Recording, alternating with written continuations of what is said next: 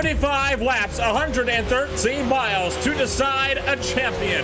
Welcome, ladies and gentlemen, to the virtual Chicagoland Speedway, to the RealSimRacing IROC Series powered by IRAPS. My name is Nolan Rampo. I have got Nicholas Barr beside me in the commentary box and Hugo Luis down behind the cameras for tonight's race. It should be a thrilling season finale. I mean, it's been an exciting season so far. Not one race has let us down, Nick, and you've been watching it every step of the way, even covering the last couple of races. I have a feeling we are in for a very special show at the 1.5 mile speedway tonight.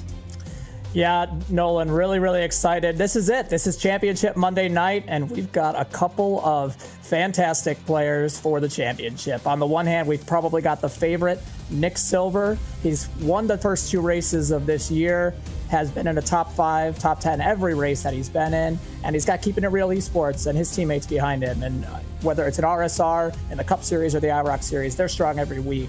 So he's definitely the favorite going into tonight. Then we've got the underdog, our own Dylan Coyle. Who would have thought at Daytona when the year started that we'd be here tonight, that he'd be here tonight? The only racer that's been in the top 10 in every race this year, and picked up his first win. And we're looking to hope to maybe see a competitive championship battle. Dylan's got nothing to lose tonight. Nick, with the favorite, may have a little more to lose. So it's going to be exciting to see it all play out over the next 75 laps. The big story coming into tonight's race, Dominic Howe, the third title contender, 10 points, just off of 10 points away coming into the season finale, will not be competing. Earned himself a one-race suspension from incidents at the Auto Club Speedway just a few weeks back, and that means that machine will not be able to compete for an IROC championship tonight. Definitely a heartbreak moment for Dominic Howe. Was trying to get that disqualification appealed, going right down to even just 15 minutes before this race session went up. It was a last-minute call from the race directors that disqualification and the race ban would in fact be upheld and they would not be overturned. So Dominic Howe forced to sit this one out. He'll have to wait until next time to have another crack at it. Yeah, Dominic, you hate to see it for him. It looks like this season is over, but the 2022 redemption arc will be a fun story to watch next year for Dominic. You know, looking back at what happened at Fontana, 2020 hindsight, you know, he made some contact with Seth. Do you take do you claim the caution just out of safety's sake? You know, I guess you can go back and look at it and say, of course, but you hate to see it for Dominic tonight. But we still got a fantastic championship battle, and we didn't talk about a couple of other players that if Nick Silver and Dylan Coyle have just a little bit of trouble, they could come into the fight as well.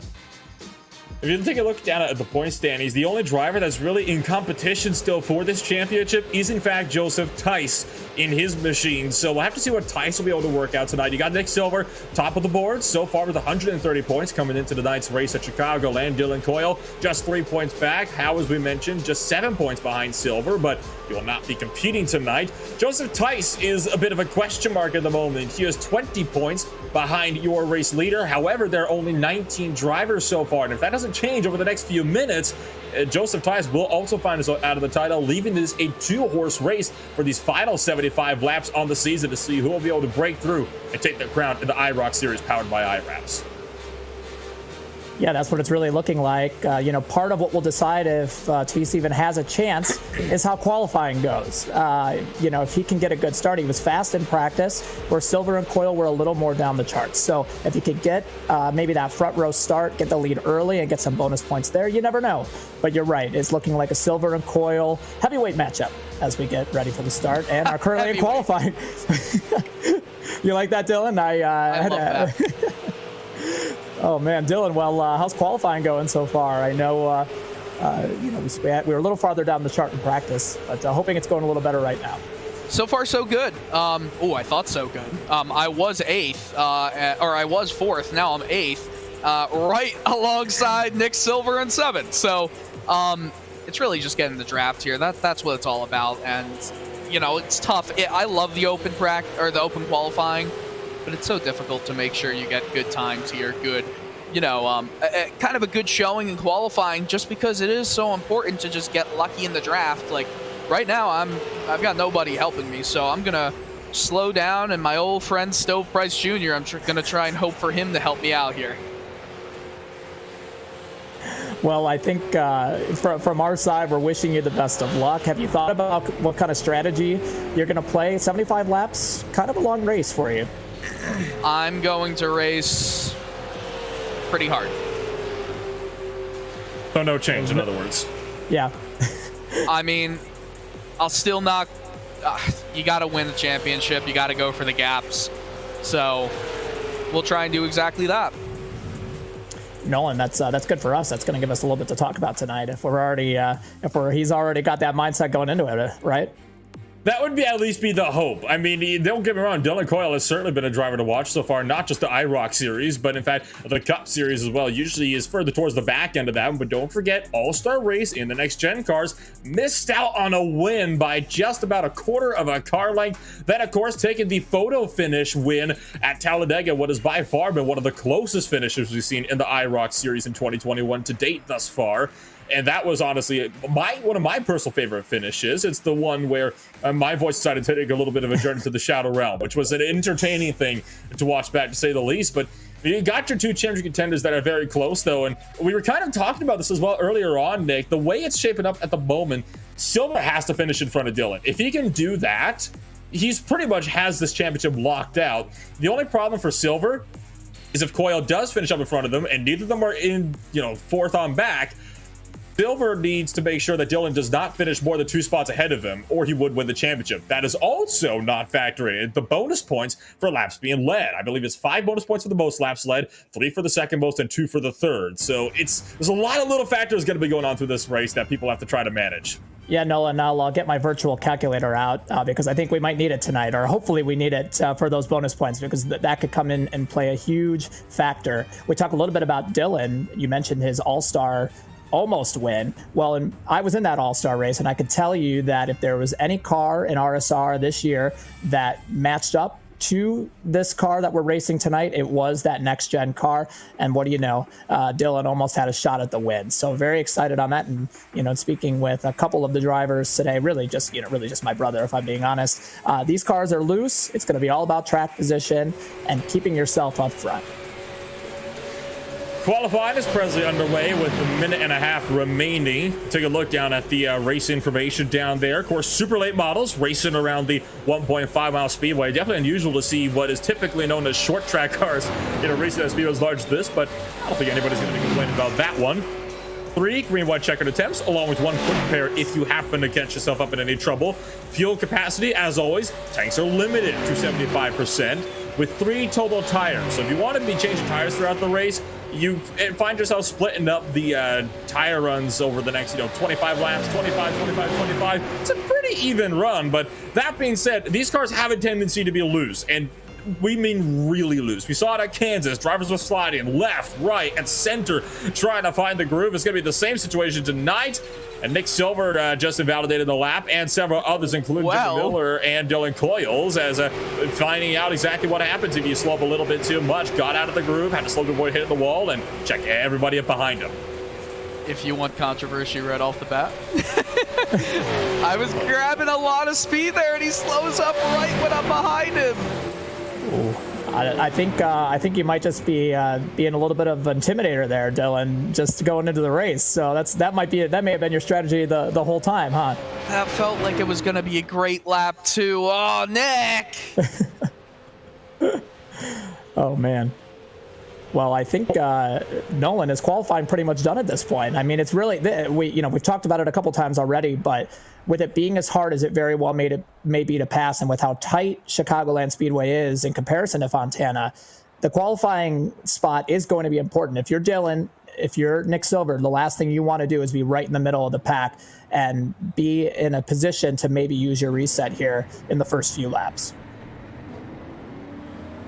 Well, since we're in this little bit of a warm-up here, I do believe this will be advanced forward in just a few minutes. We'll give a talk to our other in-race reporter in just a couple of seconds here. Now, we do have 2 in-race reporters this time around. Usually it's just Dylan that comes to give this talk, but Matthew Mara has also opted to come on into the broadcast booth and join us for the remainder of the race. So I believe we are going to be waiting to see how this is going to turn out in terms of gridded and all that. But, well, Matthew, let's throw it over to you for just a quick second here. You've been out there for all of practice and all of qualifying. What's the car feeling like? What do you think we can expect from today's race? Yeah, thanks for having me on. I'm excited to join RaceSpotTV today. I think I had this one circled on the calendar. I was excited to get out on the track, and the car is not handling anything like I had expected. Hopefully you're not watching me right now. The car brakes pretty loose on the first lap on cold tires, and then it gets tight. So it's going to be interesting to see how the cars handle on the restarts, especially on cold tires. I think I got my work cut out for me today. Hopefully, many people need to use their resets today, and I won't be one of them, because I think that's how I'm going to end up front if possible here. And I think Evan was talking to us before the race about his effort here and struggling, and I think I ran a lap about 2,000ths worse than him. So we'll have some fun in the back here for you guys.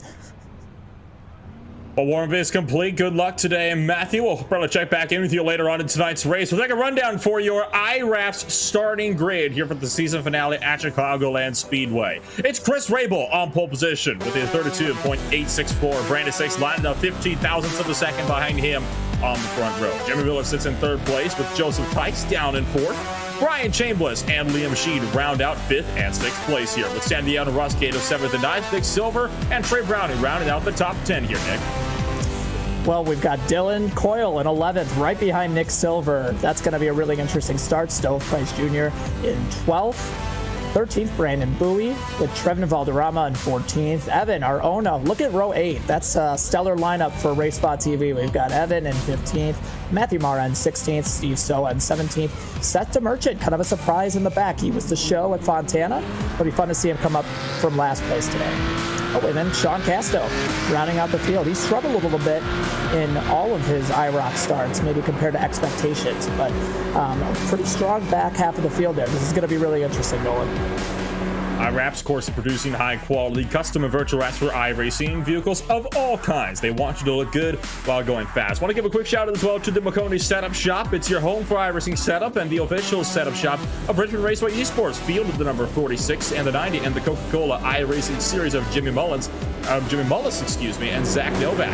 With everything from the legends of the Cup cars, they got you covered. Dirt setups by World of Outlaws pro driver Evan Say are also available. So head on over to www.mcconeysetupshop.com today. You can't beat the best, not settle for the rest. So Nick, coming around through turns 3 and 4 here, just a little while before we get things underway. Should be a good race ahead of us. I'm excited about it. If you look at the first couple of rows, we're Joseph Teese, if he can have a good start, maybe get a couple of bonus points here right away for leading some laps, that's going to be very important. And then, of course, 9th and 11th, Nick Silver, Dylan Coyle. Let's watch it. Let's crown championship tonight, Nolan. Time to go championship racing. Pace car pulls down the pit road, leaving it in the hands of Chris Rabel as they approach the restart zone.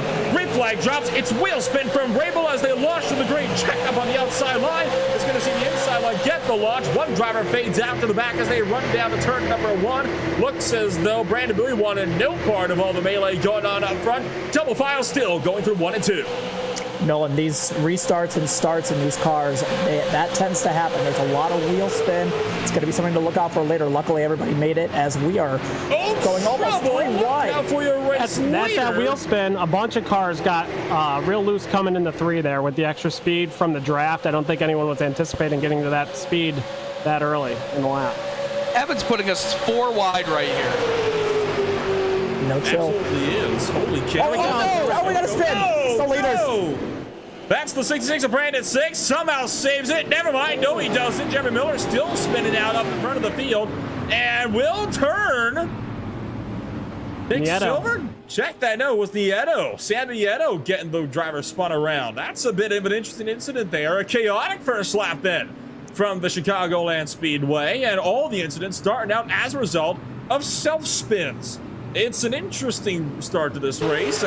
Honestly, we'll take a look at this turn. When is it first? 6 just loses it by himself, collects Miller, and more up in behind. There you see Jeremy Miller starting to go around. Gets into one of those drivers underneath him. That was San Vieto. That gives him a second tap to send him all the way around there. But overall, it could have been a heck of a lot worse, I think it's worth saying. Well, I gotta say, these cars are just so loose for those first couple of laps, and you saw it there. The second Brandon made that turn to get into turn 1, the car just broke loose. He had no shot of catching that. Luckily, did not take any of our championship contenders out. I saw Dylan went high to avoid. Nick Silver almost in that early as well. And luckily, everybody's clean. Nobody really has to use a reset out of our championship leaders, because that could have been a game changer within the first few laps.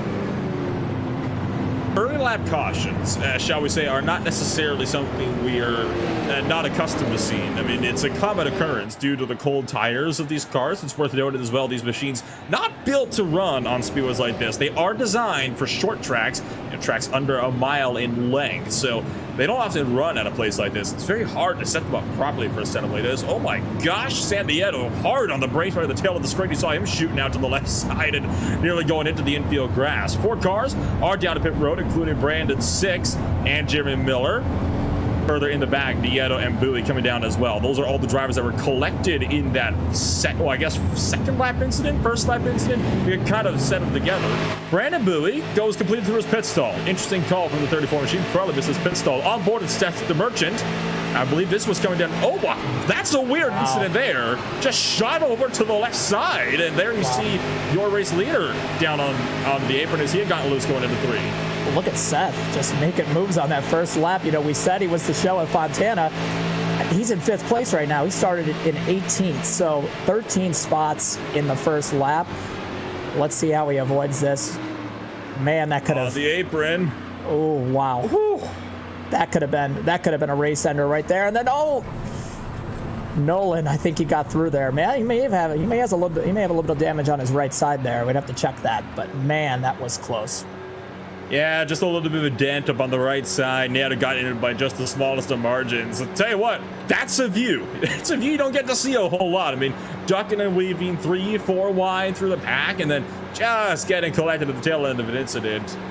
Dan Vieto with major front end damage coming back down pit road in an effort to try to fix his car. There you see the right side damage, the wheel just barely poking out. That will no doubt create some problems for him later on down the line. Well, it'll be interesting to see, you know, what he does at this time. You know, you don't want to fix that car because it's so early and we expect some more crashes here. But if the car runs good, maybe he's still got a chance. I mean, at the very least, up 13 spots in maybe 3 laps is impressive. And Nolan, we talked about it before the race. Joseph Tice, he's already, and I don't know, I must have missed it, but he's in the lead. He's getting bonus points here potentially right away, so let's not count him out yet. Joseph discount Coyle versus Silver as well. Remember how you said that Coyle was lining up behind Silver? How about side-by-side for you back in the 4th row out there on the grid? Oh, I'm nervous. Do we want some controversy on lap 5? We might get it here as we go into turn 1. Don't put that juju on me. Dylan Coyle sounded nervous as ever. I'll be happy to put the race spot jinx on you, my man. Oh, no, Thanks, man. No. We want an opposite race spot jinx. So here we come. It's going to be interesting. Let's see, Nolan, if we get any wheel spin here. Joseph Tice once again spinning those tires, so is just about everybody on the inside line. We're clean and green. Tice with a massive launch on the field. Liam Sheen also gets away. So it's a top 2 breakaway. Ross Cato and Trey Brown going side by side down to turn number 1. Seth the Merchant with a little bit of right side damage himself, able to tuck in line in the 5th position. Going to push up to the wall out of turn number 2. Thundering down the back straightaway for the 5th time tonight. It's going to be really interesting to see as we see Trey Browning go to the outside. Can that outside work? In different series at Chicago, especially as we get some laps on the tires, the outside works very well. I don't know if that's going to be able to happen here today. But we've got a battle for the lead, Nolan. Here comes Liam Sheen to take the lead. Sheen down the inside, but losing some speed down to the apron on the transition. Able to still throw one down the inside of that number 5 car, Joseph Tice, in the middle of 1 and 2. Tice is able to get a much better run, though, carrying the momentum along that outside line. And pulls clear. Saw Sheen bobbling a little bit, trying to tuck in line. Was no dice, though, for your number 1 competitor. Trey Browning going to stick it to the outside as well, trying to hold Sheen down there and try to get a run himself, utilizing the draft of Joseph Tice. Now, we talk about how much of a factor draft plays into this race. Side drafting is obviously a very big factor in these cars. You see Cato going to the outside line, trying to get a run on Seth the Merchant, trying to follow Trey Browning around the outside line. Looks like that outside group could be where you want to end up if you want to try to go for position later on. Yeah, it looks like a couple guys are trying it. Trey's doing a really nice job in that orange car to make that work. Look at Teese there with the block. He does not want to give up this lead. Liam, it's going to be a hard-fought battle all day. I don't think the draft, it does play a factor, and I think a lot of these guys are going to be pretty bunched up, at least for the first part of this round. Sheen still fighting it out with Browning for the second position there. I mean, Trey Browning is just able to pull that outside groove so well, as here's one of those static shots pointed down the back straight. Oh, contact! Browning's in the wall! Merchant down the inside, slams into the door as Sheen pushes him up that track. Merchant still trying to save it down the inside, and somehow gets away with that!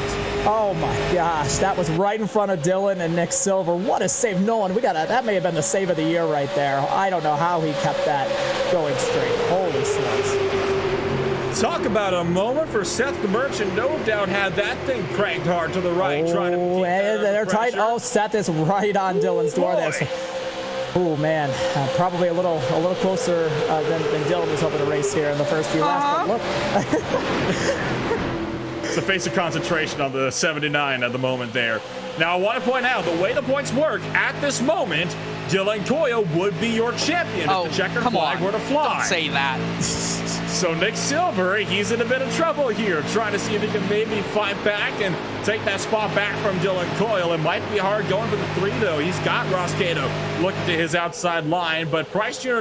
is kind of helping out Silver here, keeping Ross Cato at bay and preventing that number 12 car from being able to follow him all the way around the racetrack, whereas Dylan maintains that third position and is steadily running down Liam Sheen up there in the second position. I'm impressed. Honestly, Nolan, I think if you are Dylan right now, this is absolutely the perfect start for you. Already up from outside the top 10 to third. You can kind of run a little safe, even though we just the last couple laps saw that maybe that's not necessarily the case. He's in a really good spot to just feel his car out, see what he's got. Silver also has had a good start up to 5th. The middle of the pack, though, Nolan, they are still going at it. Certainly are. I mean, you take a look back on board with Evan Basoko. He's in the middle of a hornet's nest. He's got Matthew Marr to his inside. You can see Chambliss pushed up the track. Stowe Price Jr. is down to the bottom, trying to keep all these drivers at bay. Basoko clearly working hard to keep his vehicle pointed straight as well. These cars do not want to stay straight. They're designed to turn, and turn very frequently at that. They're not used to being straight for very long periods of time, so to speak. So the fact that these guys are doing such a good job as they are, really, again, a testament to their skill. Oh boy, one to the wall!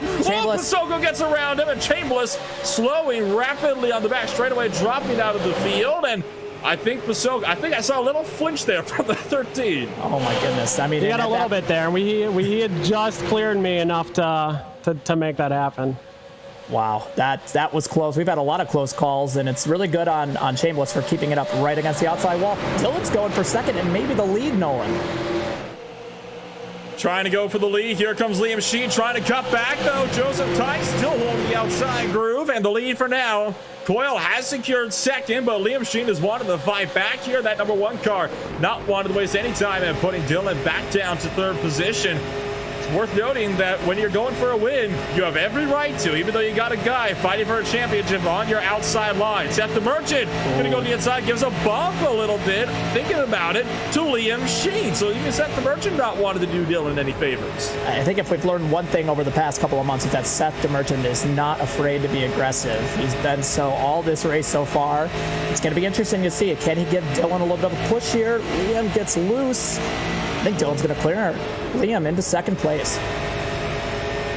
And he does, and that puts Coyle one more spot secure in the championship standings. Nick Silver still stuck back in the 7th position, check that 6th position, and losing time up to the top 5 as well. So Nick Silver having a bit of a hard time trying to work his way up to the order. Liam Sheen trying to slam the door on Seth the Merchant down to the turn 1.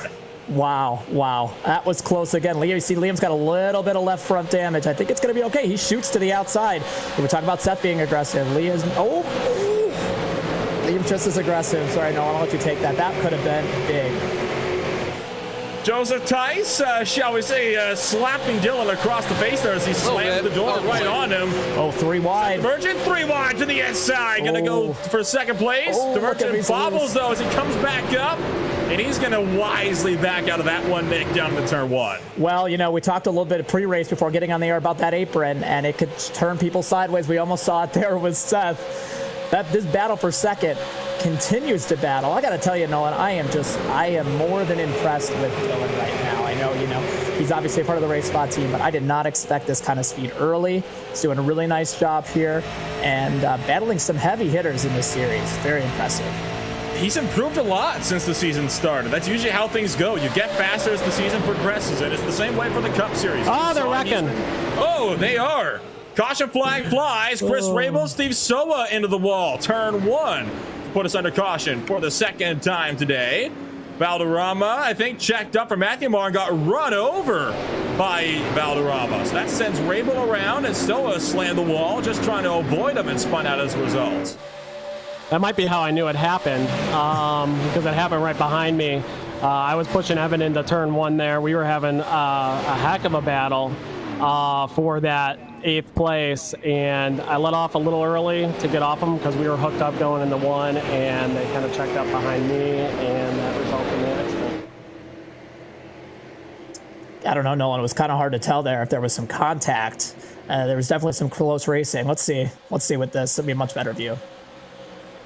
And Matthew Marr, I think, checked out just a little bit, trying to give Evan the space, and Valderrama just ran over Chris Rabel. Had no idea he was going to be checking up in time for him. Steve Soa just slammed into the wall. I don't think he did hit him. I think he just got a bit too overzealous, trying to avoid the tune car as it was coming down the track. It's a bit of a shame for Steve Soa as well, because I can understand he was anticipating Rabel to slide further up the track, but if he had committed to that inside groove, he would have been fine. He would have completely missed it. We'll take a ride on board with Soa here. Not with him, but definitely with the wall.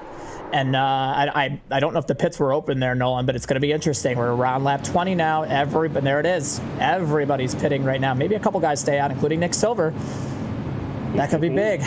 Two of our RaceSpot TV analysts, or at least Evan and Matt Marr, stay out as well. It's an interesting call as we have everybody in the pits here.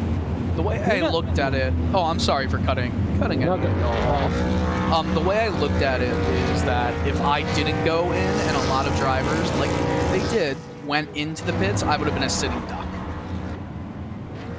I'd say about half pitted, right? So there's looks like 3 guys behind me. So there's 6 of us who stayed out. So not a small number out of the field here. So hoping I have a little bit of buffer. We saw Dylan Coyle might find himself in trouble here in a minute. Now, Nick Silver's getting bonus points. That's true. It's a strategy call for Silver. You got to remember that as well, Nick. I mean, he can stay out there, get those bonus points that he needs in order to potentially try to pick the spots. Now, here's the counter argument to that. Dylan Coyle and drivers like him are on fresh rubber. Silver is not. So this will be an interesting call for Silver. He might find himself falling back here in quite a hurry. Well, we saw, Nolan, at Fontana that we saw a couple guys, I believe Evan was one of them, that stayed out and stayed in the front because track position was so important. This is going to be an interesting point of the race right here. Do we get a long run? Do we get a couple of short runs? Because I think if we get a long run, we get to the point where maybe there's 15 to 20 to go before a caution, Silver won't have the opportunity to use those tires. This is a very important part of the race. Matt made the point too. He is getting bonus points now, Nick Silver, and with the way this race has started for Silver, that could be enough to get him the championship here, because on pure speed, at least through the first 20 laps here, Dylan has actually been the one with the speed, not Nick Silver. Maybe a little opposite than we expected. And when we come to this restart, I see Dylan pretty far back. It looks like he's in 12th right now, so this is going to be interesting as we come to the restart. I think one thing to watch for on this restart is you have a bunch of old tires up front, but the tire pressures are, they're up already. And these new tires that are going to be charging hard and aggressive, we've seen a lot of cars just getting sideways if you're not careful on that first lap after green. So something to watch here, guys. Matthew Marr with the insights as always, out of 3rd place. This should be interesting. Well, we're getting a couple different strategies here. One from Dylan, one from Matt, and from our championship leader on that same strategy. So let's see what happens. This is going to be interesting. Wheel spin from Matthew Mara. Green flag is out. Nick Silver well and truly clear. Evan Basoko, not quite. I think Matthew Mara is just down to his inside quarter panel, so down to the turn 1. And we won't really see the difference here until we get closer towards turn 3 and 4. I am noticing, though, Joseph Tice is already charged up through the field. Blocked in by Bowie, 6, and Valderrama, though, while Basoko's going to go down to the inside and try to take the lead. And look at Evan go. We had to back out. That was close between Matt and Evan there. Wow. Side by side. These restarts are crazy, Nolan. Certainly are. Silver clear in front. Tice jogging to the inside. 3 wide for turn 1. Trying to make a run on Brandon 6 and Trevin Valderrama. Tice, the first driver on fresh rubber, gets clear of 6. Will he try to go 3 wide on Evan Basoko into 3? Absolutely. Wow. Down to the inside, putting Matthew Mara 3 wide as well. Tice is gunning for this one. Silver's not going to have that lead for much longer. I mean, if you're Tice here, you literally have nothing to lose. You need to go take that lead away from Silver. Hope for the best. He's doing everything he can. I'm impressed. I didn't know if those tires were going to make as much of a difference. 4 wide behind. Down in the turn number 1, Brandon Bowie almost made it 4 wide. Sheen backs out for the outside line, but they are still scrapping big time here. Oh, bit of contact for Junior, who goes down on the apron right in the tail of the field. Dylan Coyle caught up in the mix of this one. For the lead, Nolan. For the lead. Here goes Joseph. Silver will no longer log laps to score bonus points here at Chicagoland Speedway. Take that spot away. Give it to Joseph Tice. Once again, putting himself back up at the front of this thing. Dylan Coyle is stuck in traffic. You can see on board with him. Brandon Bowie down the inside, trying to get boxed in by Brandon 6 as well. It's a complete madhouse down here in the midfield. The top 3 are starting to run away with this thing. Coyle's got to get up, and he's got to get up there in a hurry, or he's going to lose all the advantage that you can gain on fresh rubber. In this situation, Nolan, watch it right here. Wow, Dylan just off the gas. You just hope nobody makes a mistake. You've got fresh tires. Nobody makes a move you're not expecting. Look at him go around Trevor. Impressive stuff. 3 wide.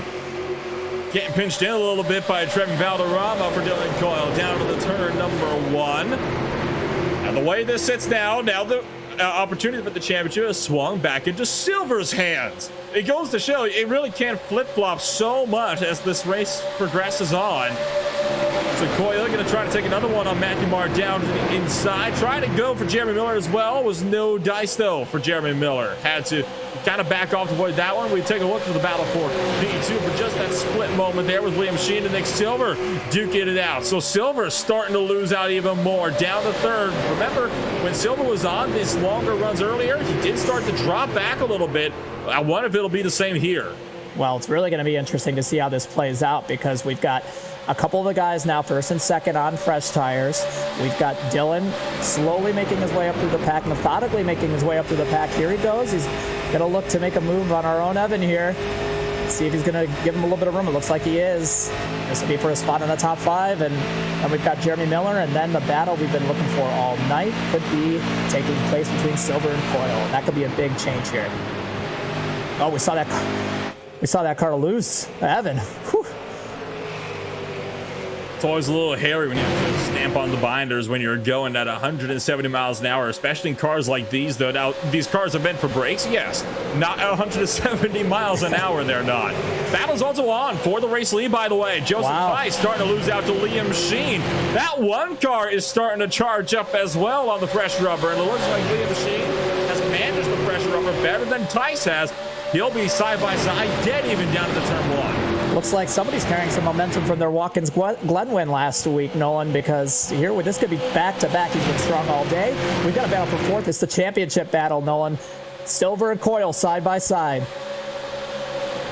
Now, I do believe, even if this swaps hands, Silver is still the winner, because they are not within the points here where the points start to swing up and up as the gap goes on. Trouble behind! One car spins around as Valderrama collecting Seth DeMerchant off of turn number 4. Caution number 3. Man, that was some really good stuff right there. And Nolan, to your point for that championship battle, those laps led could really come in handy if Dylan doesn't lead any. Oh, you see Seth there. Looks like he just got into him. Just misjudged. a little faster. He had the tires, and just didn't judge the speed difference there and got into Trevor. Is the race over yet, guys? The answer is no, and you would have wanted to be because you would have lost the championship. Oh. Well, I will say, Dylan, man, there were a couple of hold your breath moments there on that restart. 3 wide with a couple of guys there. How does it feel? You've got speed, man. You've been really impressive today. Thank you. Thank you very much. You know, it's been scary. Some things have kind of gone my way in terms of a hole or two opening up. I've had to go 4 wide at times or 3 wide in the middle, and it has not been fun. But, you know, right now we're surviving, and that's the important thing. I'm very impressed. And, you know, your championship counterpart, Nick Silver, made a pit stop there. It's going to be interesting to see, Nolan, because there wasn't as many laps between that run and maybe the original run of the race of about 20 laps. So will those tires make as much of a difference? I almost think at this point in time, staying out and having pitted on that last caution was the right move. It's going to be hard to pass for these guys. And another bigger story in this championship fight, Silver has come down to pit road. So he will now be on about 11 lap fresher tires than all the guys up in this lead.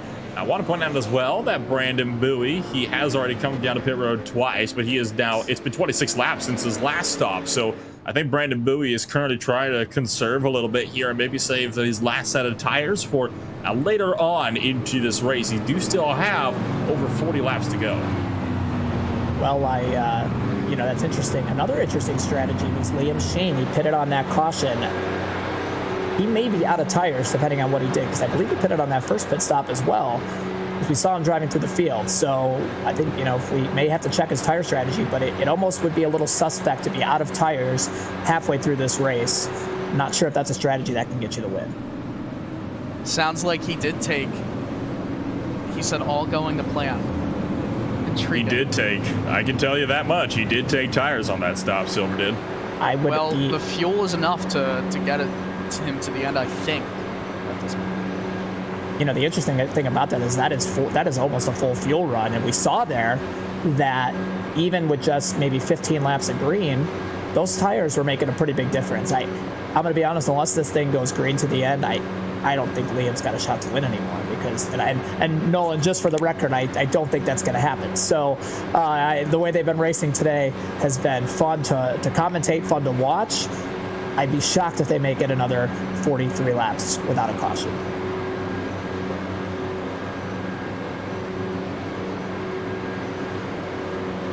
Coming around through 3 and 4, Joseph Tice and Jeremy Miller. Looking at Baby Tango here, coming around to take that green flag. Dylan Coyle lines it up in 3rd place. This will be good news for Coyle if he can get up to the front, log a few laps, and try to get those bonus points. Question is, can he log more than Silver did in his brief stint up in the league? Green flag drops. So far, looks like it's a relatively clean start. Nothing terribly crazy, except, of course, for Stowe Price Jr. wanting Dylan to get a move on. Yeah, that was not the best start for Dylan there. Just didn't get the same jump that Joseph did, but it looks like it's not going to cost him too bad. Oh, CC Stove getting a little loose off of turn 2, and interesting to see what happens here. I think we're on board with Sam Nieto right now. We are. He's in 3rd. We got a battle for the lead. Jeremy Miller versus Joseph Tice, looking to do battle for 1st place. Tice pulls around Miller and will maintain that race lead for now. Coyle, meanwhile, drops down to 4th. Sam Nieto getting the drop on him on the restart and picking up the 3rd position. Stowe Price Jr. is now going to go to the inside and try to pick up 4th place on top of this. Silver slowly climbing his way up through the ranks, but so far not enough that Coyle needs to really worry about it, so to speak. In the inside at the turn number 1, Miller tries to go back to the point. Man, should we even be surprised Jeremy Miller's up here? This is so much like a restrictor plate race, and he's a restrictor plate ace. And he's going to take the lead here. And Sam Nieto, who we haven't really talked about all day, in 3rd place. He's just been lurking, and it looks like Jeremy's going to clear. Almost did, and Sam Nieto thought about throwing one to the inside of Jeremy Miller. Managed to fight him off, though. Joseph Tice having a bit of a run as well. I'll tell you what, it's been a hard-fought run for all of these drivers so far, but none more so than Dylan Coyle, who is still running around trying to see if he can pick up some time. You see the field so clustered together. That darker blue car that you saw also in the back there, that's Nick Silver. He's cracked his way, I believe, back up into the top 10, and he is continuing to get closer and closer to retaking the points lead. I don't know how these guys are doing it lap after lap. You know, if you're one of these championship leaders, you just want a little bit of a break. As we see Liam go to the outside, he's not giving anybody a break with those tires. Man, 3 wide for Dylan on the inside. That's not an easy position to be in. Yeah, Liam Sheen is not wanting to hang around either. He has taken this one all the way around the outside, made his own lane, and busted out Brandon Bowie, and will clear both drivers. So Sheen makes up 2 spots in just this one lap. Now, Coyle side by side with Nick Silver to try to take the lead. Sheen gets loose and gets muscled out of line, but he's going to use that to his advantage. Goes 3 wide around the outside of Tyson Nieto. No, and that is just super impressive. He's done that to go up through the field. He restarted outside the top 10. We're only a few laps in. He's going for second place. And I mean, he's going to get the lead. So watch Dylan. This is so hard. You don't want to clip the apron. You got Silver to his outside. They're probably 3 wide, honestly. And you don't want to use that apron if you don't have to. It's just very loose down there. Wow, look at this. This is a super speed wave. He's got Joseph throwing a little bit of a block there. Silver clears Coyle. Matthew Mara trying to make a pass up on the 79 car, this time by San Nieto. Trying to run down Brandon Bowie, sticking right into the 34's draft, down through 3 and 4. We talked about Sheen wanted to go for the lead. He is right on the back bumper now. No. Miller. Oh, look at Coyle gets tagged, and I think is going to wreck Matthew Mara. Chambliss. A lot of drivers caught him in this one. Coyle goes to the grass. Valderrama spins. The Merchant took a slide. Coyle, I think, might have just gotten away unscathed. I don't know if that was me or you, Matt. We're going to have to take a look at it. I felt like I was holding my line, so. I felt like I was drifting up a bit, so. That's what it felt like. Sorry, buddy. May have been a bit Still of both. love you. One coming up, one going down, one going around. Well, you know, that's such a hard position for Dylan to be in. You know, you've got fresher tires coming, and you just can't give up. That's Dylan, that's kind of on you, my friend. I'm sorry to say. You did come up just a touch. So, do you claim it? Do you claim it here? No, don't claim it. Oh, wow. From the guy you wrecked. Now, we talked about some rule breaks before. Never has it been discussed in the actual commentary booth on top of it. I don't know if that's... That is difficult to say. It's sporting integrity. Yeah. Yeah, just clip the apron the smallest bit. There goes Bauer around it. Nobody behind us anywhere to go. Pasoko got into a big time as well in the 13 machine. You saw he kind of clobbered. Looked like Valderrama there to send him into the incident as well. You know, I think at that point, we talked about it, Nolan, for the last few laps before that inside line, when you're racing as tight as you are, it's almost better to be on the outside because you could see, you have a better field of vision, you're not blocked in, and you kind of move the car around, as we saw Liam make it a 3 wide, and, you know, he could really go wherever he wanted. Claimed it, guys. Yeah, I mean, if I'm thinking about it, of course, we've got Dylan as an in-race reporter. That's not the worst move right now. They are going to crash again. And, you know, maybe it's best to kind of reassess after the next caution. So, not over yet. Going to be really interesting to see what some of these guys do at this point, though, because we've got 35 to go. Does anybody come in and take their last set of tires? Or do we stay out thinking there might be a caution? Let's see. I just didn't feel good bending the rules to my advantage. I know you should do that if you want to win championships and stuff like that, but I just couldn't. Yeah, I mean, it's kind of hard when we're all when you're on the broadcast as well, but I think overall that was the right move. But it's not over yet. Still got over half the race to go. I think it's a lose-lose. I had gone from 14th to 6th on that restart, and I was feeling really good with those fresh tires. That was really fun running behind Nick Silver and gaining some spots there. And then You know, certainly I didn't want to impact the championship race, but also I'm, you know, got taken out. So it was like, I feel I'm so many mixed emotions right now. No, I feel bad more, you know, the long-term impacts. I really hope you can get back up there, Dylan. I didn't want to. No, that was my fault, man. Yeah. That was my fault. There's nothing you did wrong there. I just couldn't keep it down low. It was really hard keeping it glued down there. So we're all racing hard, right? I think everybody's on top of each other, not really giving anyone an inch. It is like restrictor plate racing. You know, there is the thought that I'm having in my head that I shouldn't have been racing you so hard. You know, you're going for a championship, right? So I think, I mean, I think it's a valid thought that I'm having. You think you run the championship contenders maybe a little bit differently. No, I don't need that. You're running for a win too. So.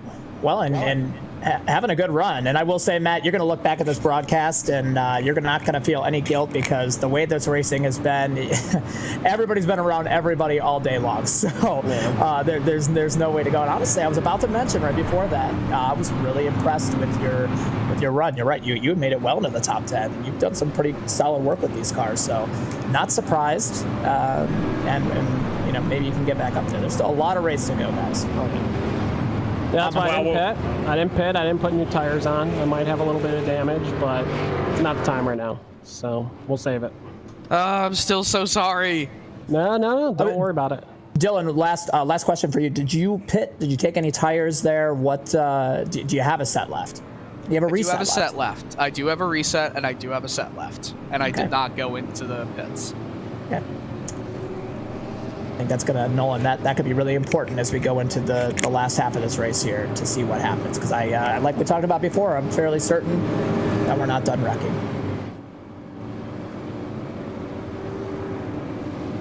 Jimmy Miller currently with the race lead. Liam Sheen in second. Tice is third. Nick Silver fourth. Sambietto rounds out the top 5. We'll see where this sits as we go back green flag racing once again. Pace car down to pit road. It'll be in the hands of the 27 machine. Green flag goes. It's an early launch this time from both drivers on the front row. It's a clean getaway, though, all things considered. In the run down to turn number 1, doesn't look like anybody's really going to have much struggles coming down into these opening corners. Yeah, I think this is probably the most tame restart we've seen so far, and we're watching Liam Sheen. Nolan, I just don't see how this is going to work out. I need to be proved wrong, because I don't know. He's in a good position now, and he may even have the fastest car, but he's going to be on the back foot, I feel like, here in the last 20 laps. You see Seth here. I believe that was Seth. No, it's Stove on the outside. They're the only one using the outside right now. Well, while we are under this green flag here, and it's all settled out for now, why don't we take a quick midway race break. We'll run through the running order thus far, despite its constant fluctuations. You can see Tyson Sheen, check that, Jimmy Miller and Liam Sheen do battling for first and second place, with Sheen taking the lead down in turn number 1. Joseph Tice sits third with Silver fourth, Nieto fifth. Sixth place. Chris Rabel just picked up 7th from Stove Price Jr. in 8th. That leaves the Merchant and Trey Browning do battle for 9th and 10th. Brandon Bowie, Sean Casto 11th and 12th with Matthew Morrow. Lots of damage on the 23 machine in 23rd place. Masilko, a much cleaner car than 13 car, down in 14th. Valderrama 15th with Coyle 16th. Chambliss in 17th. Cato and Soa both round out the driver so far, with Soa being 1 lap down. Don't forget as well, IROC does produce some high-quality custom virtual wraps for iRacing vehicles of all kinds. They want you to look good while going fast, and these drivers, Nick, they certainly look good, and they're certainly going fast.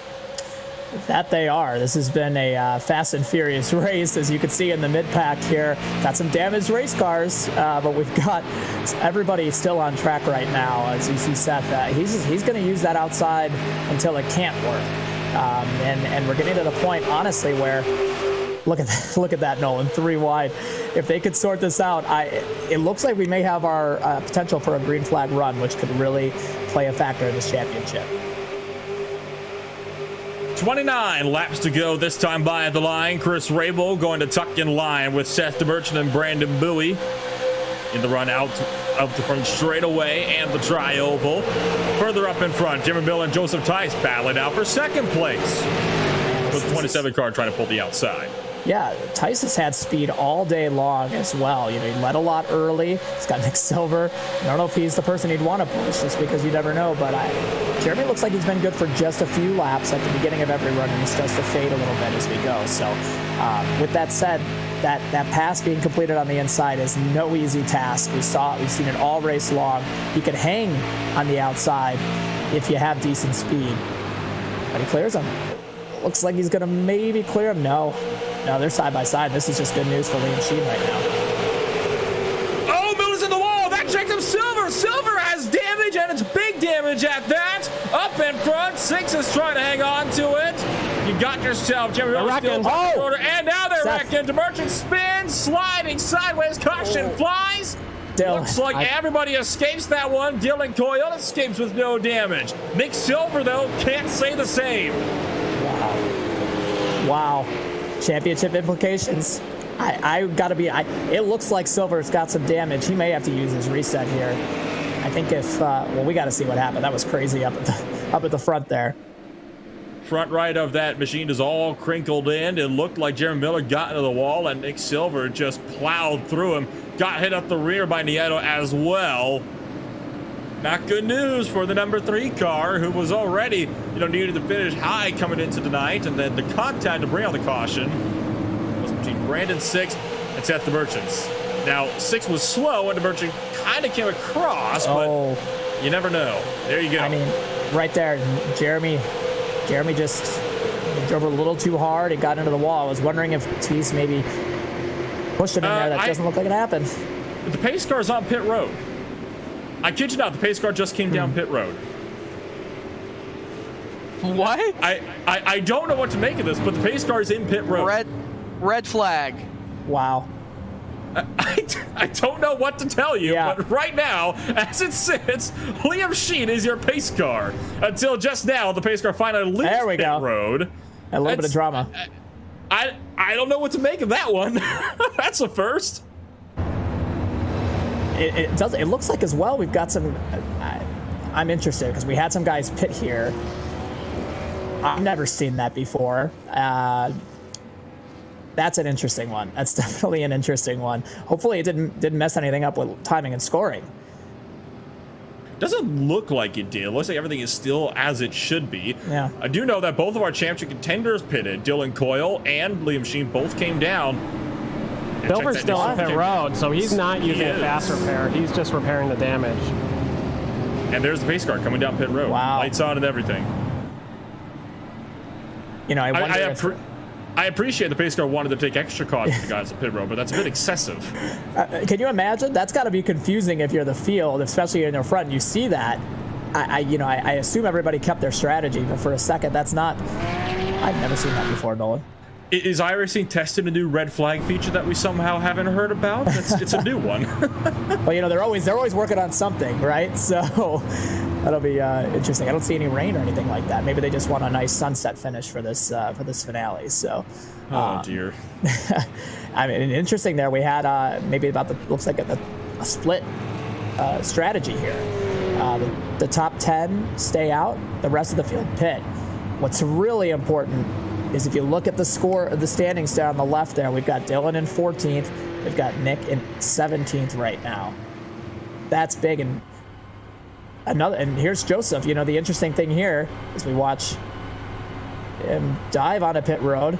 It's going to be really interesting because he's the first guy on tires. If he can make it through the field a little quicker than Dylan and than Dylan and Silver, it's going to be really interesting to see what happens. Maybe he's got a chance.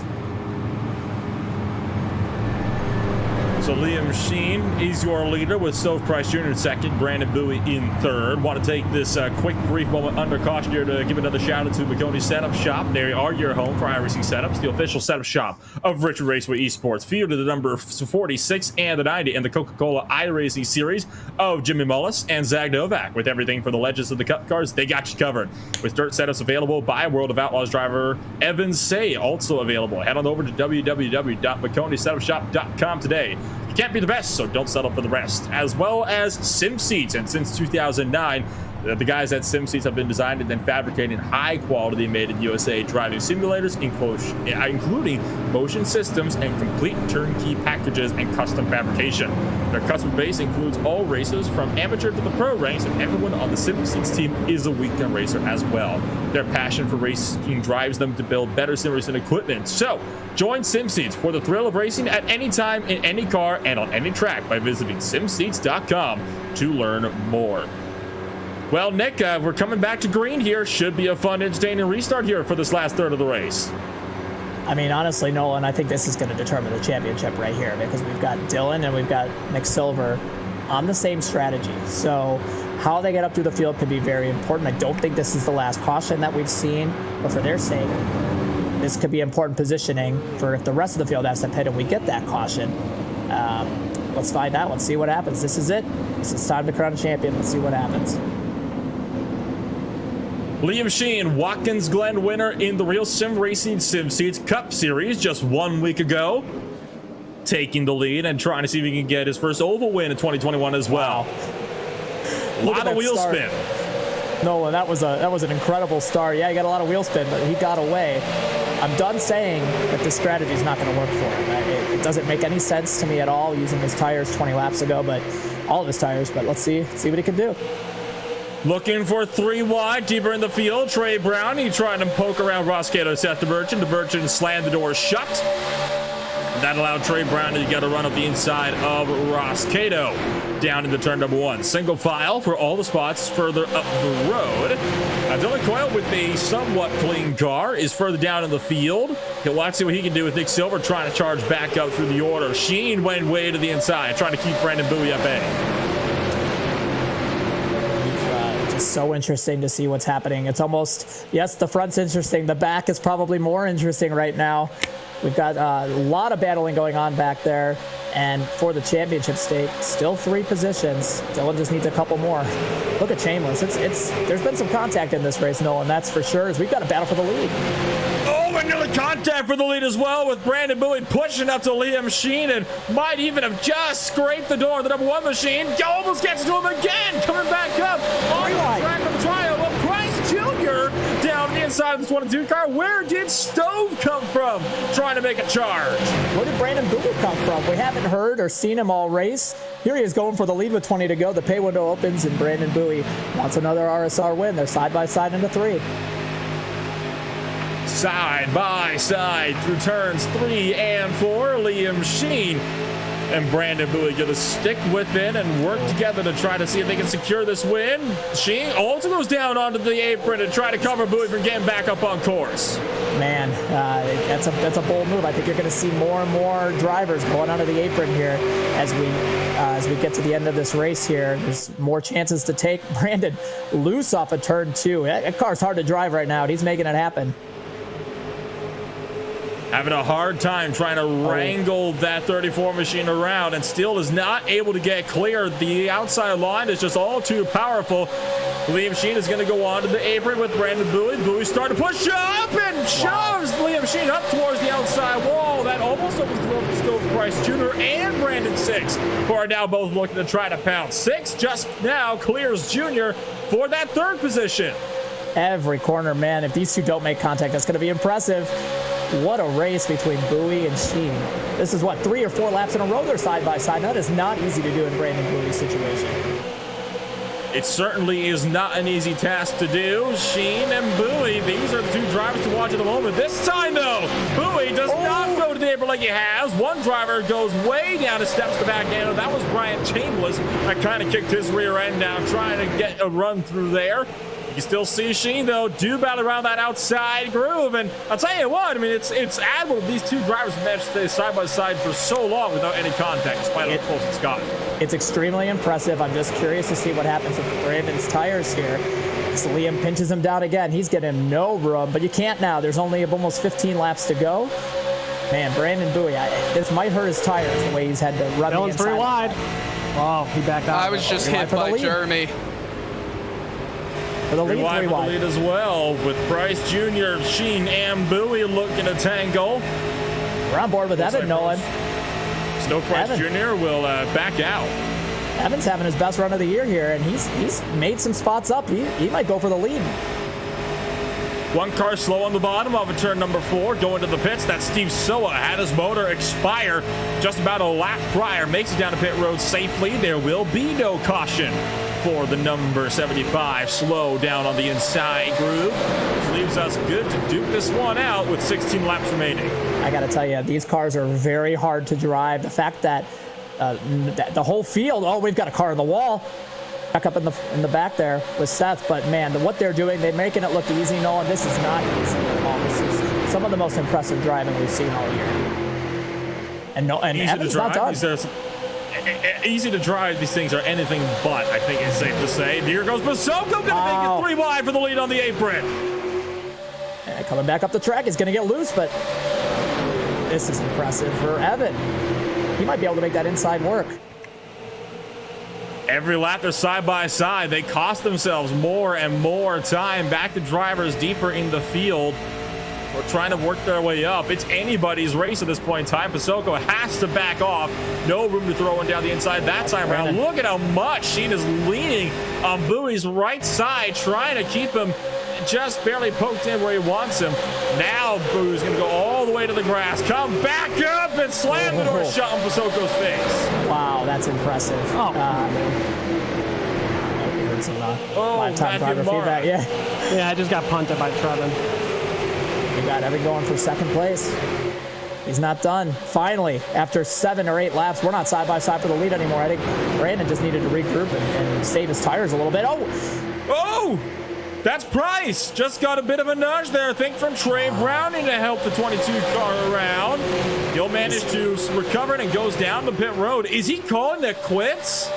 I don't know. I mean, it looks like there'll be a caution. I would see what happens there. I will say, as Evan's going for the lead on Liam, this is crazy. I can't believe it. Here he goes, Nolan. He's going for the lead.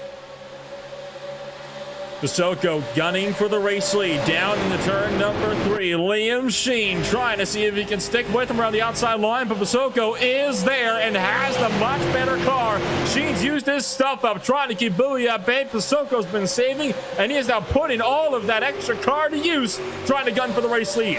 This is impressive. I think he may be able to clear Liam, and then if you look in the back here, in the back meaning the second row, Joseph Tice. Can he come up here and win? If he wins this race, I'm telling you, Nolan, with where the championship other leaders are right now, he may be in a position to win this championship because the other two are not in the top 10. But I got to tell you, I don't know. Liam doing an amazing job. He is not giving up, I'll tell you that. Oh, contact. Oh, open up the door for Brandon Bowie to try to go for the lead. Pasoko finally clears. Liam Sheen can do nothing about it on the outside line. That's impressive. And now let's see if he can get away from him. If he can clear him off of turn 2, I think he's going to. He might be able to start to put a little bit of space. He didn't do it. Liam back to the outside. He will just not give up. One to the wall behind them. Looks as though Ross Cato's starting to spin right in the back. Trey Browning gets in as well. Does the field avoid him? Looks like they just barely do. Go-round moment for guys like Trevin Valderrama deeper in the field. Caution at number 5, I believe this is going to be, with Pasoko now in the lead. Could it be? Could Evan Pasoko win the season finale? I think the last thing he needed there was a caution, but we'll see what happens first. One car got in the outside wall, and there goes Trey Browning just sliding all the way around, and so unfortunate for the guys got injured. I think it was Jeremy Miller, correct if I'm wrong, that got to the outside wall to originally send Browning around. I think he had just gotten into Brandon 6, tagged him on the rear, and in the checkup just got a bit too out of shape. Actually, no, looking back at it again, got some help from Trey Browning as well. That's what it looked like. You know, Jeremy's been a little bit of a pinball. I think we heard one of our analysts mention getting into him, but in that situation, definitely looked like Trey just misjudged it. And look at that. There's Coyle. Wow. I mean, you probably couldn't fit a sheet of paper in between those two cars, Nolan. Indiana wasn't far off of that either. He also had an incredible save. So, guys, I'll tell you what happened? Nick Silver in the pits. Yeah, fresh tires, yeah. He's going to get that quick repair too, I'm sure. Or maybe he'll hold on to it. But I don't think he used that yet either. So, We got looks like 10 cars staying out here. He's hanging on to that fast repair. He has not used it. There's San Diego. Man, I may have even been closer than Dylan. He's got the outside wall there as well. That was some impressive work by a lot of the guys in the middle of the pack to not hit that. I'm very interested to see what happens here, Nolan, because you're going to have guys outside the top 10 with fresh tires, but we are probably going to have maybe 6 or 7 laps to go when we go green. What Dylan needs here is a caution to come out pretty soon, preferably behind him, of course. And from there, then we could only have a 2-lap restart to end this. And that could be the thing that potentially gives him a shot at this championship right now, because he's got a little bit of a gap. This is going to be interesting to see how this plays out here over the next few laps. Now, Silver has led laps in this race, but I don't think he's led enough, honestly, that he would be able to get that position or the points for, even third most amount of laps led. There's been too many leaders up in front, and there's been too many times where he's been further down in the field. Update on Silver's stop, by the way. I looked back at it. Guess what? No tires. Repairs and fuel only for the number 3 car. That's honestly, that's surprising. I don't think it's Coyle's your champion. I have to wonder. Fuel might be an issue, guys.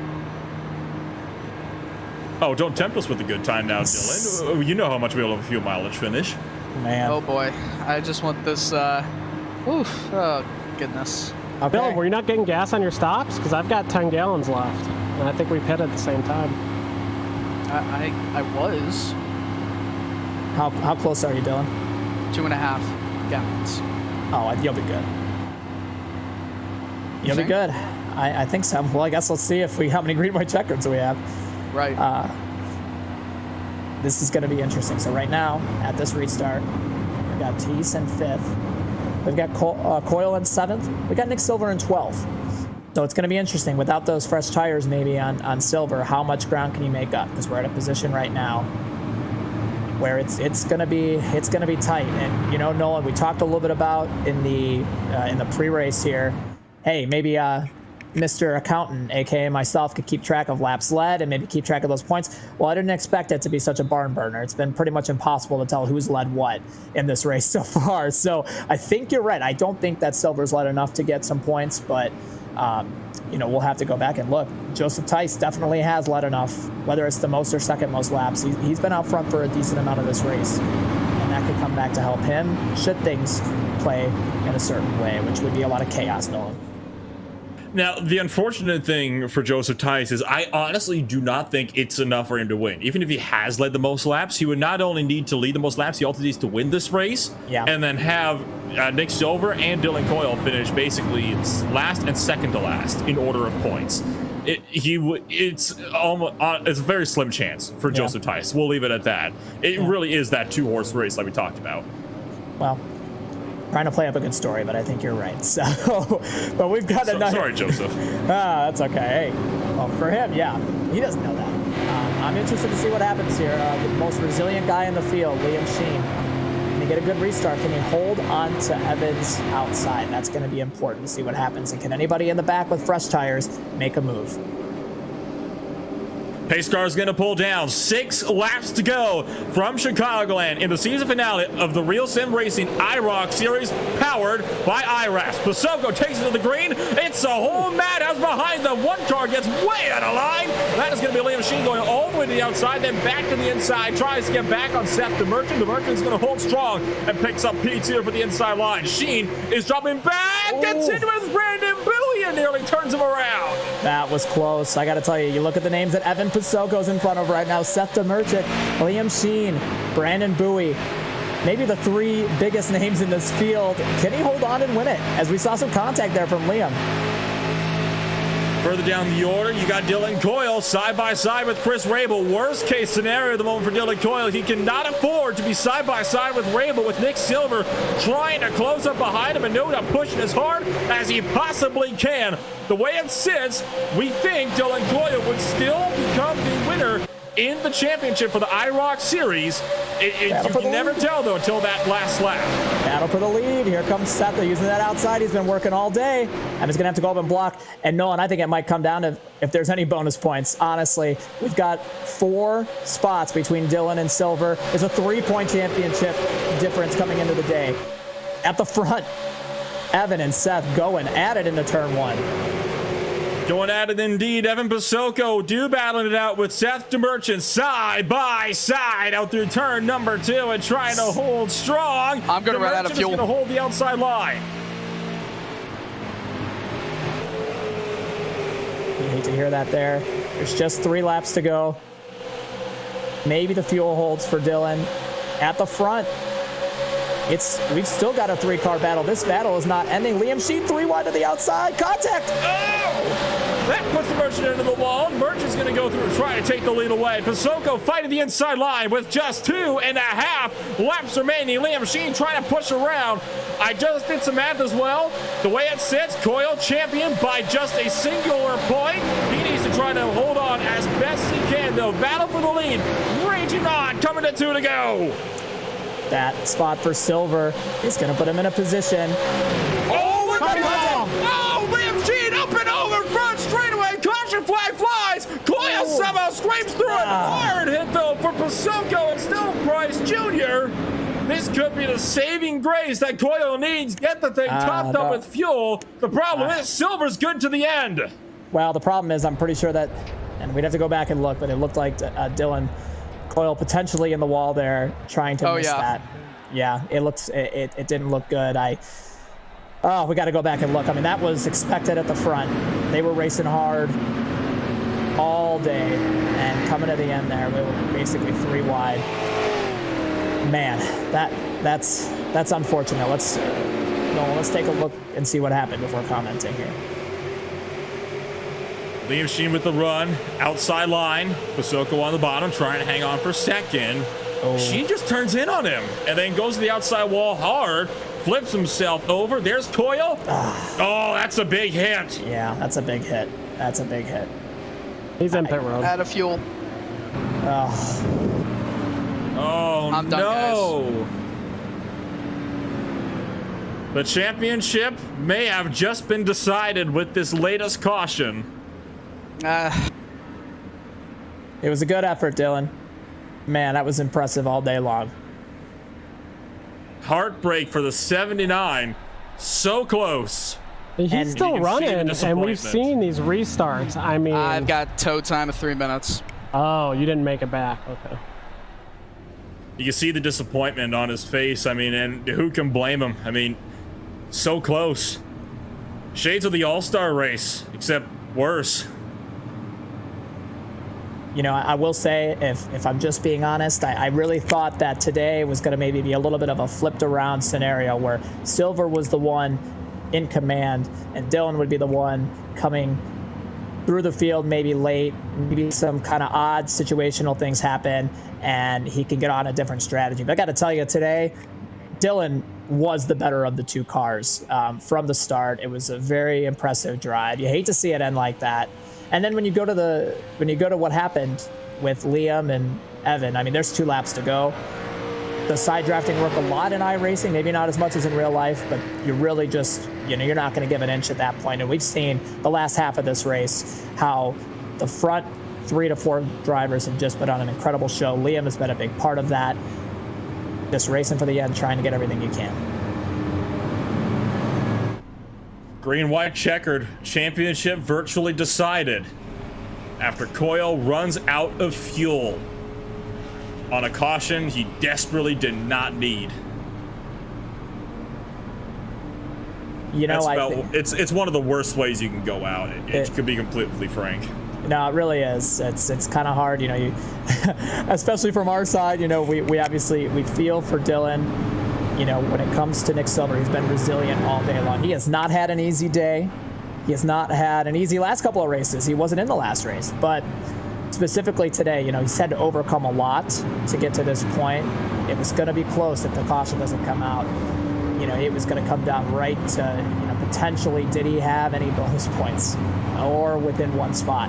And he he's done a lot. He definitely deserves this, no matter what the situation is. I don't think he expected to maybe work so hard for it, but you know, it's been a great season for him. Should all work out. And you know, I think we're at the point right now, Nolan, that Tice won't be able to pass him in the points, even if the worst happens here on this green white checkered. I think the virtual calculator can take a rest. It's probably smoking right now. Yeah. After all the back and forth. I'm in sixth, guys, on a positive note. So I'll be up here for the end here, and hope I can pull a Nick Silver at Daytona and just have the C's part for me. So hoping someone can Liam Sheen up here, and we'll see what happens. Yeah, I'm about to say this is very exciting. You know, Nolan, Matt's done a really nice job in these cars this year, so I'm not surprised he's in sixth. He's also been very resilient today. Has not had an easy one, and I got to tell you, with how these guys have been racing, look at that front row: Seth the Merchant, Brandon Bowie. They've been aggressive all race. Seth from the first lap, and it's going to be interesting to see what happens here. Really no points on the lines for these guys, just a race win to think about. 3 green-white checkered attempts. The green-white checkered rules always go 2 laps. It's a 2-lap shootout. If you make it back to the white flag, race is official no matter what happens. If a caution comes out, you reset, you try it again. That being said, if you get to that 3rd green-white checkered and a caution still flies, the race ends under caution. Very rarely does something like this happen. Dylan Coyle is coming back out on course as well. Wanted to finish the race under his own power, but will not be competing for a championship now 2 laps down. Green flag will be coming out here in short order with the green-white checkered store. Seth and Merchant going to see if they can hang on against Brandon Bowie. We see Dylan there back out on the track. Still a great season, but at the front, yeah, like we talked about, maybe a couple of the heaviest hitters in this race. When you look at iRacing statistics, going to battle this one out. This is going to be fun, Nolan. I can't wait to see what happens.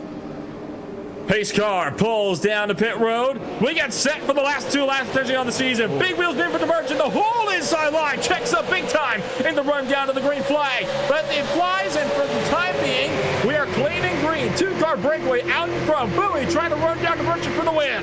You could not have scripted a better start for Seth the Merchant, and he doesn't have a lot of drafting help behind him. He may be clear sailing. I don't know if Brandon can get to him, but we've got a lap and a half to find out as the battle for 5th. Matt Mara, my brother, trying to get a top 5 on the outside, but we're coming to the white flag, Nolan. Coming to the white flag. 1.5 more miles to go. They do make it back. Race is official. It ends this lap no matter what happens. Seth the Merchant gonna have the lead down to turn number 1 with Brandon Bowie trying to do whatever he can to run down the number 57, but I have a feeling here it will be all for naught. Back straight away, final time, not just today, but on the season as well, here for the 2021 RealSimRacing IROC Series, powered by IRAPS. Off of turn number 4, it will be Seth the Merchant to take a commanding victory here on the green-white checkered, but he is not the real winner. That goes to Nick Silver, the champion in the RealSimRacing IROC Series, powered by IRAPS, as they flip and roll across the start-finish line behind him. Nice job by Nick Silver. Super impressive drive. Congratulations on that championship for the race win. Man, Seth the Merchant, I knew he was going to be good. He impressed me all day. Came from the last on the grid. What a performance by both of those guys. But yes, for Nick Silver, can you imagine becoming an RSR champion? Well, we're going to talk to him soon, I'm sure. Look at that, Nolan. That's a high-speed burnout for Seth. I think we call those spins. Yeah, just a flat-out spin. I hate Nolan. I would know. I've done it plenty of times this year in RSR, so you're right. And Seth the Merchant, unfortunately, not having enough gas in the tank to do a burnout, which is a bit of a shame, but it is what it is. Well, that is it. Season concluded. We'll take a look now at the IRAPS post-race results in the season finale. Seth the Merchant going 18th place, up to take a win on a green-white checkered, with Brandon Bowie lined it up in 2nd place. Brian Chambers is in 3rd with Joseph Tice in 4th. Matthew Marr in 5th with Ross Cato 6th. Grace Rabel 7th. Nick Silver in 8th. Your champion with Trey Brownie and Sammy Edo rounded out the top 10 here, Nick. Well, I gotta say, Matthew Mara, heck yeah, hell yeah, top 5. I know he's going to be happy. We'll talk about that after. Sean Casto, 11th. Didn't really hear from him today. Brandon, 6th with that early spin, recovered to 12th. Still Price, 13th. Jeremy Miller in 14th. Trevin Valderrama, 15th. We got Steve Soa. Dylan Coyle, heartbreak. This is, you hate to see it for him. And then 18th and 19th. The guys battling for the lead with 5 laps to go, Nolan, Liam Sheen, and Evan Pasoko. That will round out your IRAPS post-race results. IRAPS, of course, they want you to look good while you're going fast, making high-quality custom and virtual wraps for iRacing vehicles of all kinds. Go check them out if you want to get some good old wraps on your cars. Of course, all these guys out there today were certainly looking good while they were going super, super fast, over 160 miles an hour. Want to give one more shout out as well to the McConey Setup Shop, your home for iRacing setups and the official setup shop of Richmond Raceway Esports, fielding the numbers 46 and the 90 in the Coca-Cola iRacing series of Jimmy Mullis and Zach Novak. With everything from the Legends of the Cup cars, they got you covered. With dirt setups by World of Outlaws Pro driver Evan Say available as well. So head on over to McConeySetupShop.com today. You can't beat the best, so do not settle for the rest. That's something that Nick Silver certainly seemed to take to heart. Well, that is it then. We just got to wait on some of these drivers to come on in and give us a chat, but holy cow, Nick, what a finale.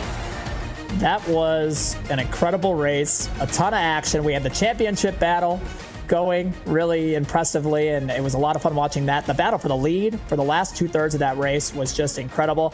Liam Sheen, what a drive for him. I was super impressed. Seth the Merchant, Evan Pasoko, man, it would have been fun to see him win. But overall, just an incredible day, and an incredible day for Nick Silver as well. Can't say congratulations enough. What a day, Nolan.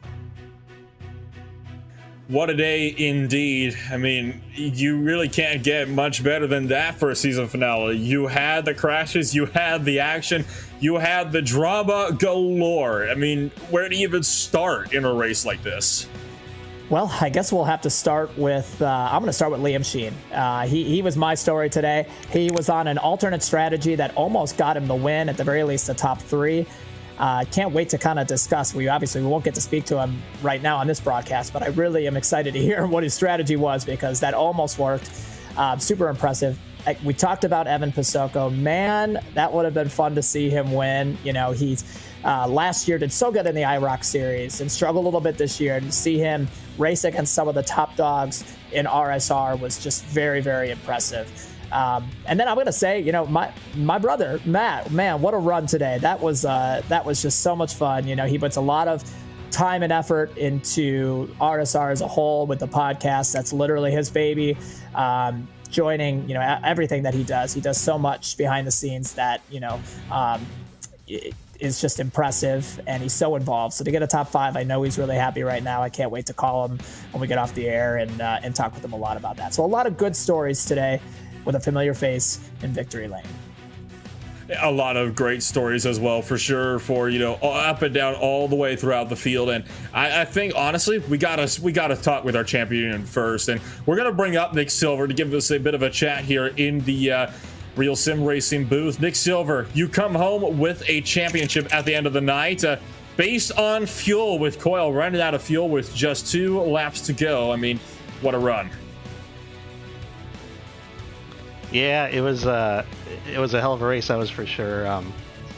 Dylan was pretty much out racing me almost the entire race there, and then I got a little bit of damage with Jeremy Miller hitting the wall there, and had to go towards the back, and it was just not as fast as it used to be. I just couldn't quite get to Dylan there. Yeah, I think from my side, you know, just Nick, congratulations. Heck of a run. Was that a little more challenging than you expected it to be going into this race, because you had a battle from lap 1 all the way until the end? No, honestly, I knew Dylan was going to be tough. I didn't think it was going to be a walk in the park or anything, and especially with these IROC cars, you know, the draft's so important, and everybody's in a pack. It's all about track position, really. And like I said, I was just kind of trying to hang with him, waiting towards the end of the race. Got off on a different strategy than him. Thought I had the right strategy. Got out in front of him there near the end, and then, like I said, Jeremy got in the wall. I got a little front end damage. Didn't want to take my fast repair then, so I took tires, underfilled it with fuel, and it was just not as fast on the straightaways. It was just too tight in the corners, and Dylan was just starting to walk away from me. So ended up hitting there, took my fast repair, filled up with fuel. Thought we had a shot, but was stuck in the pack. And I don't wish bad luck on anyone, but Dylan would have won that if it wasn't for him running out of fuel. So I won't say I was happy to see somebody get bad luck, but obviously I'm happy to win the championship. Yeah, it was a grinding type of performance for you, Nick. I guess you just won the championship.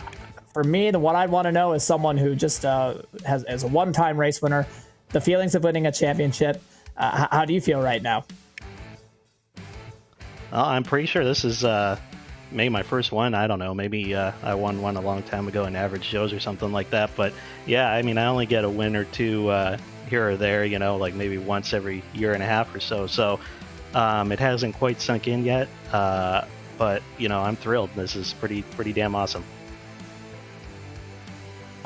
Nolan, I think we'd have to put that on a t-shirt there. Pretty damn awesome. So congratulations, Nick. Super proud of you. Thank you. Before we let you go here in your number 3 machine, anybody you'd like to shout out for that Keeping It Real machine that won you a championship today? Well, I think first and foremost, we got to give a shout out and a thank you to IRAPS for making this series possible. If they weren't sponsoring this series, I wouldn't have had the opportunity to win this championship, so a big thank you to them. Everybody at Keeping It Real Esports, the boys showed up in force tonight, to support the league and support me, and I really appreciate that. They're a great group of guys. Everybody at Plan B Sales, Circle B Diecast, Majors Garage, all the guys that make this possible for the entire team. And thank you guys at RaceSpotTV for putting on a great show, and Evan and everyone at RealSimRacing. Thank you, Nick, for taking the time to come on out and join us today. Congratulations on a well-earned championship here in the IROC series, powered by IRAPS, and best of luck in your future endeavors, especially in the Cup Series. Thank you, guys. Have a good one. That is your now defending champion, Nick Silver, coming on up and is Keeping It Real number 3 to give us a little bit of a chat. We'll move things over to the podium, and we're going to start by bringing up second place finisher Brandon Bowie. Still have not been able to check in with Seth Demerchant. Well, hopefully he'll be able to join us later on tonight. But Brandon Bowie, you're joining us now in the booth. Close one for you, 13th to second place. Certainly not a bad result at all at the end of the day. Yeah, Nolan, that was a pretty fun race. A little short, compared to what we're used to on the Cup side. But, yeah, that was entertaining. It was good to see that track position mattered, but tires did as well. Tried a little bit of fuel strategy, tried that.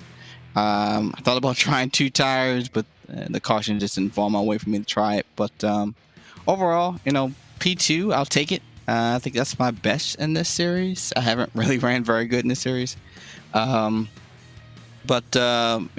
excited for, Nick win the championship. I know he has definitely put a lot of effort into bringing a championship home for the KIR boys. So, excited for that. And but overall, it was a blast out there racing.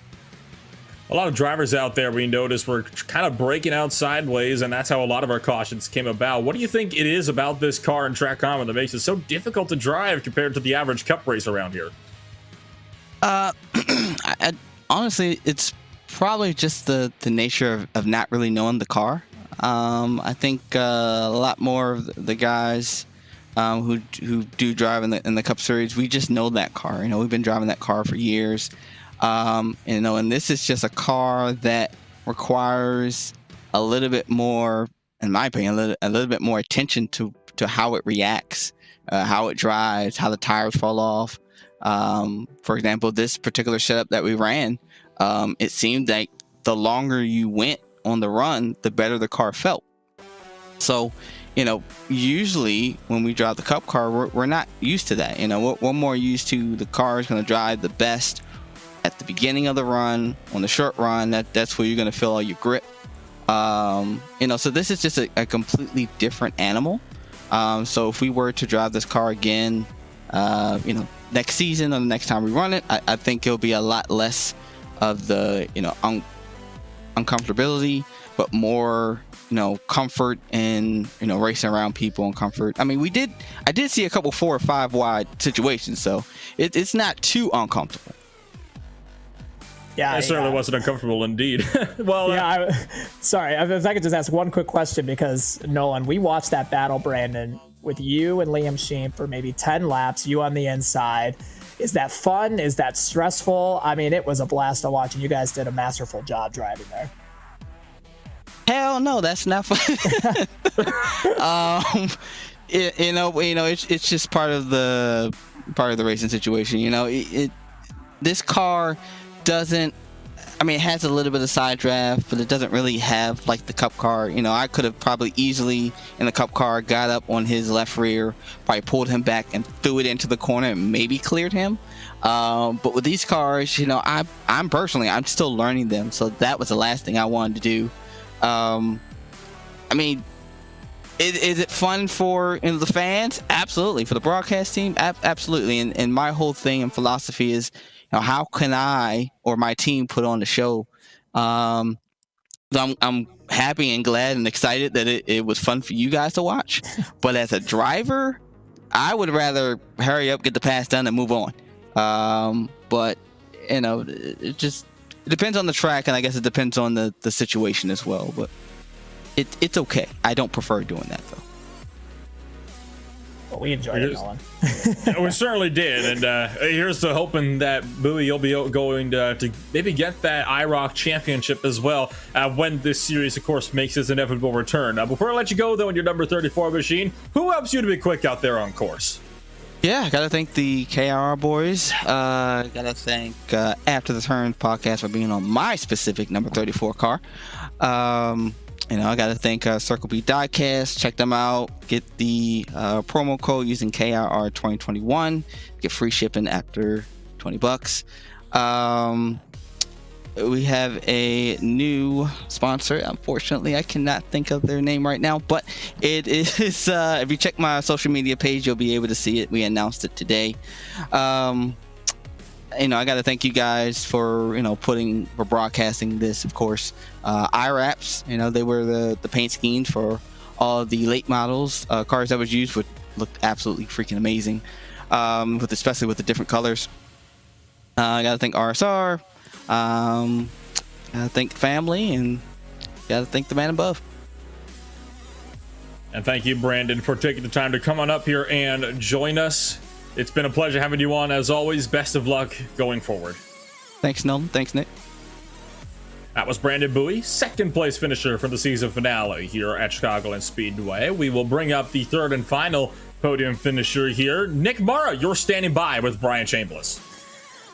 Brian Chambliss, man, you had an interesting day. We're taking a look at your car right now, and it's got a heap worth of damage.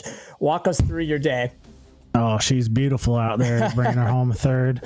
No, yeah, man, it was, I don't know, just a race of just total mistakes, and then happened to be in the right place at the right time and just staying out. Man, the car didn't actually drive fast or well until the tire wear was, way up there. So it didn't make any sense. You were fast speed-wise, time-wise on new tires, but the thing drove horrendous. But it didn't really work until about 30 laps on the tires, and then the thing was a rocket ship. It felt great. Well, from my side, one of the things that I noticed about you is you were not afraid to use different lines. I think I saw, it's really hard to miss that green car anywhere on the track. What was there a line specifically that you thought worked better for your car in your race today? If you were back further in the pack, I think you wanted to be on the top, just because everybody's trying to run single file down there on the bottom, because that's the fastest way to go, but everybody's checking up. So I think towards the mid pack or the back, I kind of wanted to be on the high side, and then once we got a little bit towards the front, I definitely wanted to be on the low side. And I thought I was making up a bunch of time on entry, So that's kind of where there towards the end, once I was able to protect my spot and, you know, kind of be somewhat in, I guess, a little cleaner area, that's where I wanted to be, was the bottom. Yeah.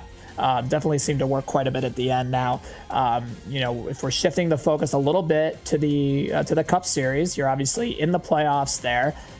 Is there anything that you could take from today's race, even though they are such different cars, that you can look to apply to maybe some of the 1.5 miles or even a race like Michigan where we go to next week? I mean, I guess driving this car with, you know, this combination here is kind of like going to drive a little bit like Michigan, and obviously Michigan being a bigger track, draft is going to be important, just like it was here tonight too. So, you know, you can get a little bit of that, but really, I'm just, you know, happy to be in the playoffs and happy to be past those couple of months there where it was just, you know, kind of different track after road course, after, you know, not traditional, you know, traditional ovals. So I'm just looking to kind of get back to some normalcy, you know, start getting that consistency back. Yeah, I could vouch for that as well, Brian and Nolan, because I struggle turning right and left, and I'm ready to get back to some ovals. So before we let you go, who do you want to thank for tonight's run and the impressive performance? Yeah, I'd just like to thank, you know, Evan and everybody at RSR that puts this thing on. I'd like to thank the drivers for, you know, spending Mondays with us here. It's a lot of fun. These guys are great. Of course, thank you guys for broadcasting. You know, shout out your podcast there after the turn, and looking forward to being on here in 2 weeks, or next week actually. Oh wow, I didn't even know that. I do know that now. Wow. Yeah, after Michigan. There we go. You know, I gotta tell you, you're a great host to know who your guests are.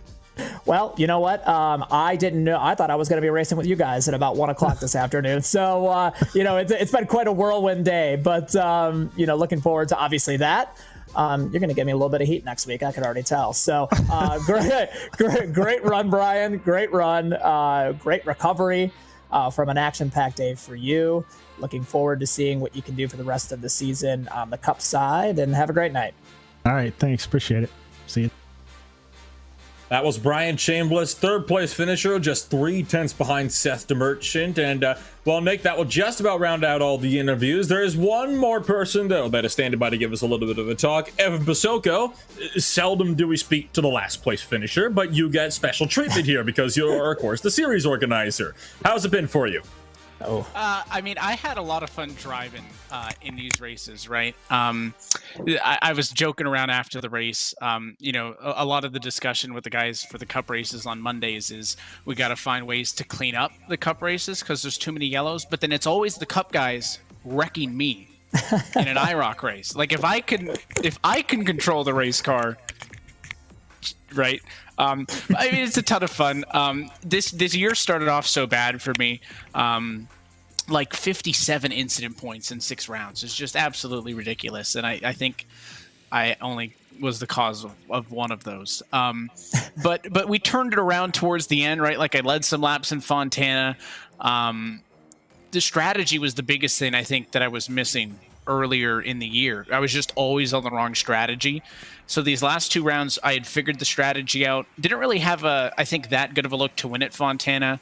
But here tonight, thought we could win that race, right? I mean, I'm racing with Seth DeMerchant, Liam Sheen, and Brandon Bowie behind me. Like those guys are all incredibly more talented race car drivers than I am, but thought we could give them a fight for it. But it's just fun to be able to race in these, and I just wanted to stick around here post-race to say thanks to IRAPS for obviously sponsoring the series and Makoni Setup Shop for building the setups for these cars, because they're tough to drive. But everybody complains that the Cup cars are too easy to drive, so don't complain when you get a car that's tough to drive. These things were fun, slipping and sliding all over the place. You know, strategy. I think these short sprint races are a good length, so I had a ton of fun with it. Yeah, the racing was incredible, Evan. I gotta say, you impressed me a lot today. I think if you go back and watch this broadcast, exactly what you said is what I said. I'm gonna have to go watch the call on me getting wrecked. No, but yeah, I always go back and watch, so I'll definitely take a look tomorrow.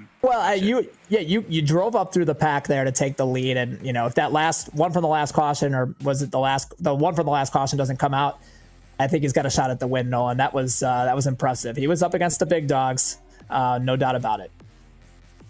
It certainly was. And Evan, I have to ask, I would hope that the IROC series is planning on coming back in 2022. What's going to be the plan for that one? Well, we'll see, right? So the IROC series was a very different style of racing last year, even though we did the same car and the same tracks, because this new super late model is a little bit more difficult to drive, which a lot of people didn't enjoy. But I think it's a great combo. We might mix it up. Like, it might go more of like an SRX route with some shorter tracks, but we'll definitely have a series alongside the Cup Series next year. Hopefully get it here on RaceSpot. I know for members, even though it's not broadcasted, we got a truck series coming up, but the IROC series will definitely be back in some form, because I'm not going out on a bad note like this. So we'll do something fun next year. So that'll be part of people who want to come race here at RSR. Is you can do the big stuff, right? The Cup Series, which I think is one of, if not the premier league on the sim at this point. But also we can, kind of do fun stuff like this. So I'll plug RealSimRacing.org. A big thanks to the sponsors again, and big thanks to you guys as well for calling this race and letting me skip out on the job in the booth to pretend to be a race car driver for a bit. So I appreciate you guys. Well, I appreciate Evan and the team letting me do the opposite, go from in the car to in the booth today, because if there's one thing we've learned from especially these last couple of races, is that the IROC series is some really great competition. Nolan, we saw just an incredible race today. We've seen a lot of incredible racing for a car that maybe didn't seem like it was going to drive that well earlier in the year. This was a lot of fun tonight and the whole season. It certainly was a very fun night indeed, and I have to say, with that is just about all the time we're going to have on one night here for the Real Sim Racing Cup Series. I mean, oh my goodness, what a race. I mean, what a championship. It's been an absolutely incredible run for everybody, honestly, from start to finish. A complete roller coaster of a ride. There are the official championship standings. Nick Silver, officially crowned IROC Series powered by IRAPS champion here for the Real Sim Racing Series. I mean, you can't ask for much more than that. So, for myself, Nolan Rempel, and Nicholas Mara, Evan Basoko, Matthew Mara, Dylan Coyle, Hugo Louise, and everybody else that was out here with us, we have to thank everybody for taking this journey with us, this roller coaster of a journey, and this roller coaster of a season finale. Thank you once again for joining us from Monday Night Stock Car Action. We'll see you all next week.